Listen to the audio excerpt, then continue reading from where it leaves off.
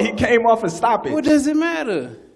He came off a stoppage, and then he fought you months, What does it matter? months prior. What does it matter? So was he broken or not? No, he wasn't broken. No, he wasn't broken. Right? Well, you broken. You're going to be broken July 29th. Yeah. What's up, YouTube? Let's get to it.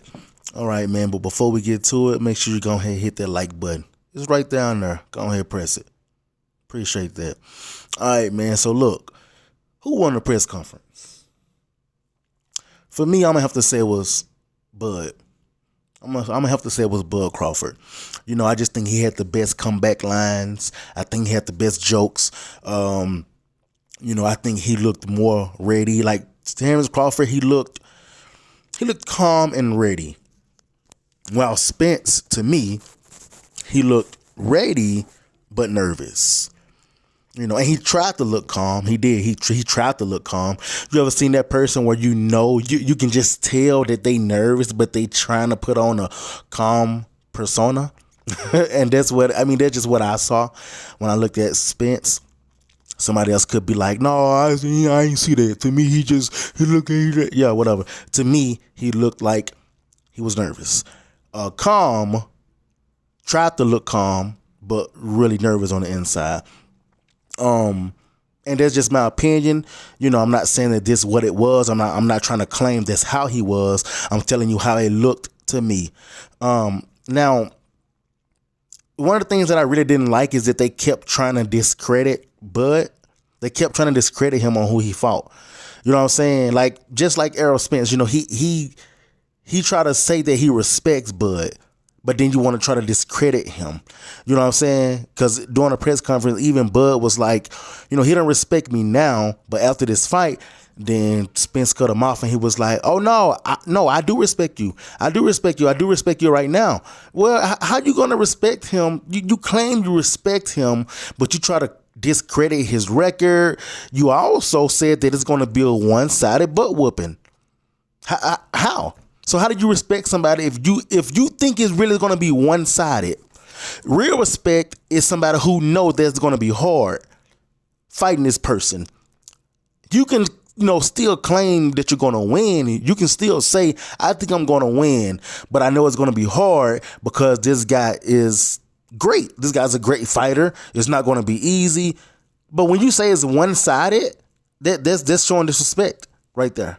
So you claim you claim you respect him, but then at the same time, you claim that the fight gonna be a one-sided butt whooping. Which one is it? Which one is it? Which one is it? Which one is it? You respect him, or is the fight gonna be one-sided?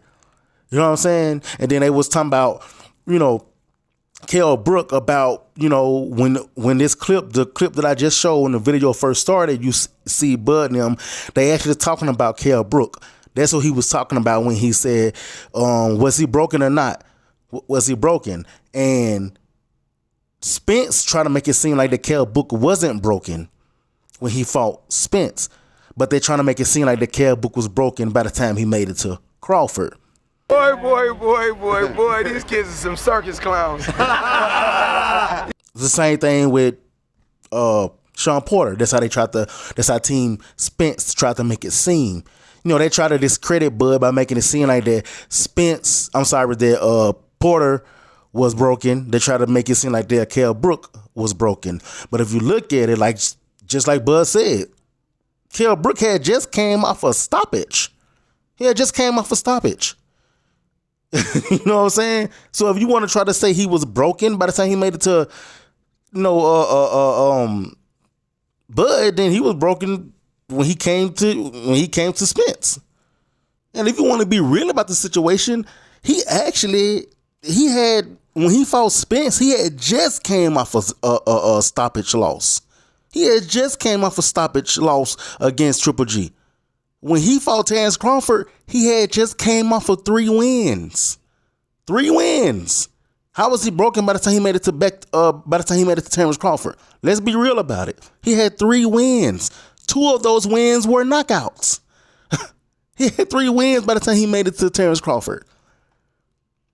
So if we want to be real, he was broken by the time he made it. He was more broken by the time he made it to Spence than when he made it to Crawford.